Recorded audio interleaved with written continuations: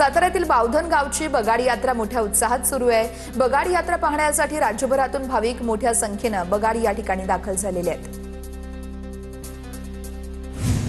छत्रपती संभाजीनगरच्या पैठणमध्ये नाथषष्ठी निमित्त पोलिसांकडून कडेकोट बंदोबस्त तैनात।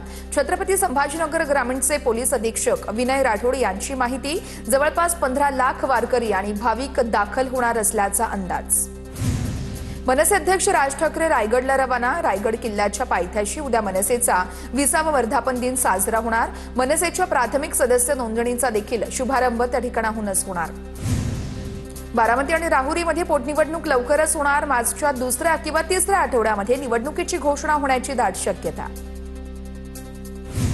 रत्नागिरी जिल्ह्यातील 9 पंचायत समितीच्या सभापती निवड 9 मार्चला होणार। चिपळूण पंचायत समिती सभापती यावेळी सभापतीपदी कुणाची वर्णी लागणार याकडे सर्वांचं लक्ष। तर चिपळूण पंचायत समितीमध्ये महायुतीचाच सभापती होणार। उद्योगमंत्री उदय सामंत यांच्याकडून विश्वास व्यक्त। केंद्र आणि राज्य सरकारच्या शेतकरी धोरणाविरोधात उद्या काँग्रेसची कळमनुरी ते हिंगोली अशी पदयात्रा निघणार। हर्षवर्धन सपकाळ यांच्या नेतृत्वामध्ये ही पदयात्रा निघणार। मुंढवा जमीन गैरव्यवहार प्रकरणी निलंबित तहसीलदार सूर्यकांत येवले आणि सहदुय्यम निबंधक रवींद्र तारू यांची चौकशी होणार। जिल्हा प्रशासनाकडून या संदर्भातला प्रस्ताव राज्य सरकारकडे सादर। विभागीय चौकशीमध्ये दोषी आढळल्यास दोन्ही अधिकाऱ्यांना बडतर्फ केले जाणार। संतोष देशमुख हत्या प्रकरणातील एक आरोपी एका दिवसासाठी जेल बाहेर। जयराम चाटे याला भावाच्या 12व्या विधीसाठी गावी जाण्यास परवानगी देण्यात आली आहे। न्यायालयाकडून 1 दिवसाची मर्यादित परवानगी मंजूर आहे। बुलढाण्याच्या चिखलीमध्ये भाजप ठाकरेंची सेना आणि शरद पवारांच्या राष्ट्रवादीच्या पदाधिकाऱ्यांचा शिंदेंच्या सेनेमध्ये प्रवेश। आमदार संजय गायकवाड यांच्या उपस्थितीमध्ये कार्यक्रम संपन्न। सिन्नर तालुक्यातील देशवंडी येथे लोककवी वामनदादा कर्डक यांच्या भव्य स्मारकाचा भूमिपूजन सोहळा। केंद्रीय राज्यमंत्री रामदास आठवले, संजय शिरसाट, मंत्री दादा भुसे आणि छगन भुजबळ यांच्या उपस्थितीमध्ये कार्यक्रम संपन्न।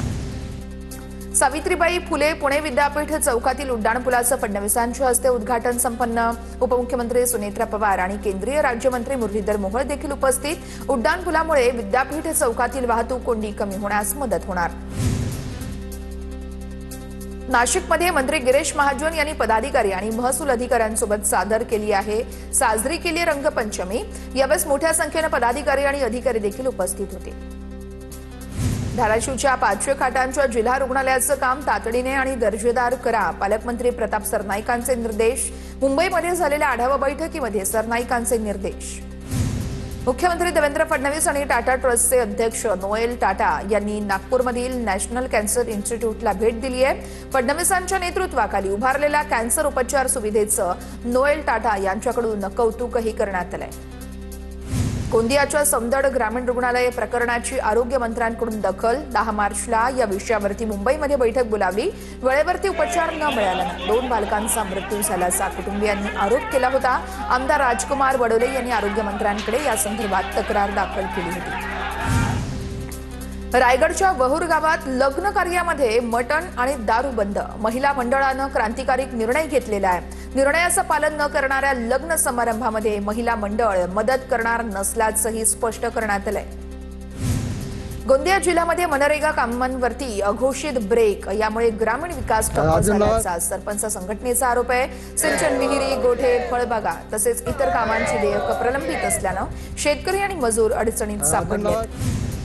कराड विटा रोडवरील कृष्णा पुलाला संरक्षण जाळी बसवण्यास सुरुवात। सुसाईड पॉइंट ठरल्यानं बसवण्यात आली संरक्षण जाळी। मनोज माळी यांनी जाळी बसवण्यासाठी उपोषण केलं होतं। जळगाव पालिकेतील 60 कंत्राटी घनकचरा कामगार भविष्य निर्वाह निधीपासून वंचित आहेत। 2022 पासून भविष्य निर्वाह निधी जमा नाही झाला।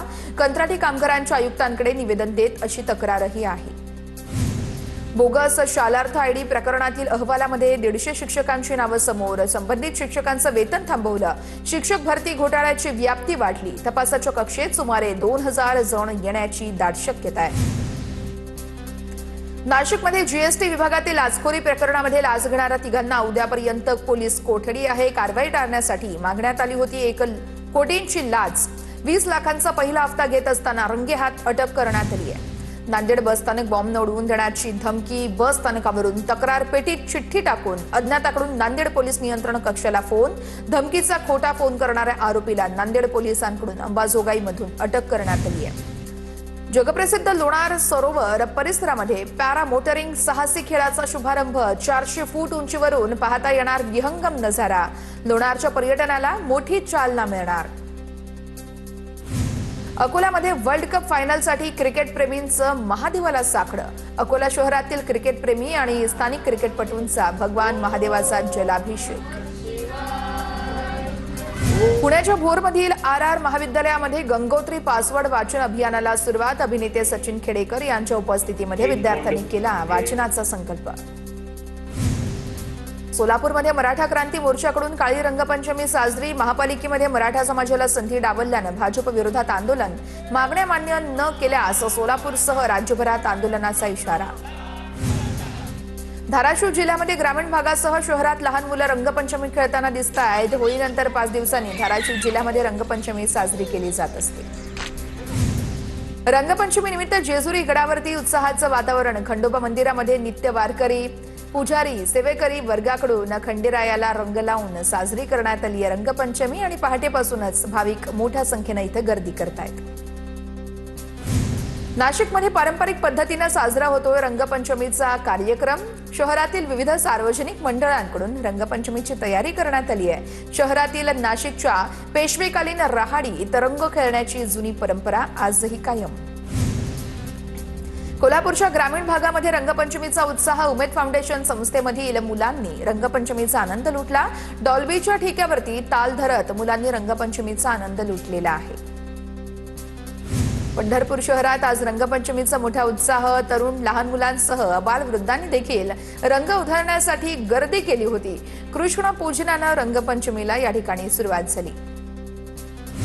संपूर्ण महाराष्ट्रामध्ये महसूल विभागाचा छत्रपती शिवाजी महाराज महाराजस्व समाधान शिबिराचं आयोजन.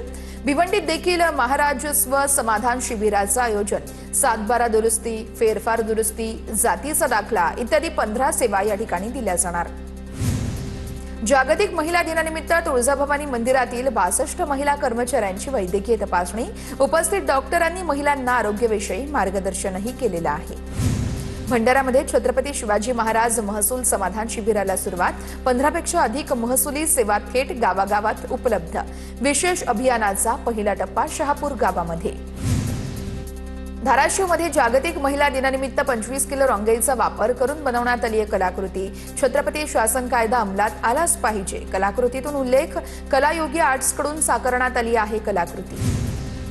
गोंदियामध्ये महिला दिनानिमित्त नववारी घालून महिला एकवटलेल्या आहेत. संडे सायकल ग्रुपच्या महिलांनी सायकल चालवून मराठी पारंपरिक वेशामध्ये साजरा केलाय महिला दिन. अमेरिका इराण युद्धाचा भारतातील शेतीमालाच्या निर्यातीवरती मोठा परिणाम. नाखाती देशांकडे पाठवलेले कोट्यवधी रुपयांचे शेतीमालाचे कंटेनर ओमान समुद्र परिसरामध्ये अडकून पडलेले आहेत. निर्यातदार आणि शेतकऱ्यांना याचा मोठा आर्थिक फटका बसतोय. मध्य रेल्वेवरील लासलगाव जवळील वाकी हद्दीतील रेल्वे अंडरपास 2 महिन्यांसाठी बंद. वाहनधारकांना पर्यायी मार्गाचा वापर करण्याचं आवाहन. मुंब्र्यामध्ये वाहतूक नियम धाब्यावरती. एकाच बाईकवरती 6 तरुणांचा प्रवास. मुंब्र्यामध्ये अमृतनगरमधील स्टंटबाजीचा व्हिडिओ सोशल मीडियावरती व्हायरल. मुंब्रा वाहतूक पोलीस स्टंटबाजांवरती काय कारवाई करणार याकडे सर्वांचं लक्ष. उजनी धरणाची पाण्याची पातळी घटली. मार्चच्या पहिल्या आठवड्यामध्ये उजनी धरणात 61.69% पाणीसाठा. धरणामध्ये एकूण सुमारे 96.71 टीएमसी पाणीसाठा उपलब्ध. पाण्याचं नियोजन करणं गरजेचं.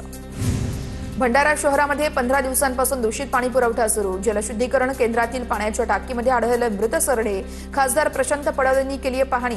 तात्काळ कारवाई न झाल्यास आंदोलन करण्याचा इशारा. जळगाव जिल्ह्यामध्ये तापमानाचा पारा 40 अंशांपर्यंत पोहोचला. मार्च महिन्याच्या पहिल्याच आठवड्यामध्ये उन्हाच्या कडाक्यामुळे नागरिक हैराण. सौम्य उष्णतेच्या लाटेचा प्रशासनाकडून इशारा देण्यात आल्यानं शाळा या सकाळच्या सत्रात भरवण्याचे शिक्षण विभागाचे आदेश.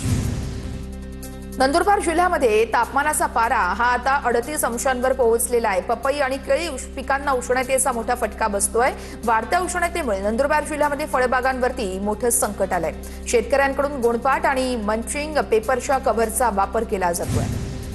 जळगाव जिल्ह्यामध्ये यावर्षी भाजी उत्पादक चिंतेत सापडले आहेत. यावर्षी वांग्याच्या पिकावरती अनेक रोगांचा प्रादुर्भाव झाल्यानं उत्पन्नात घट झाली आहे. वांग्याच्या उत्पन्नात मोठा फटका बसल्यानं उत्पादन खर्च देखील निघत नाहीये.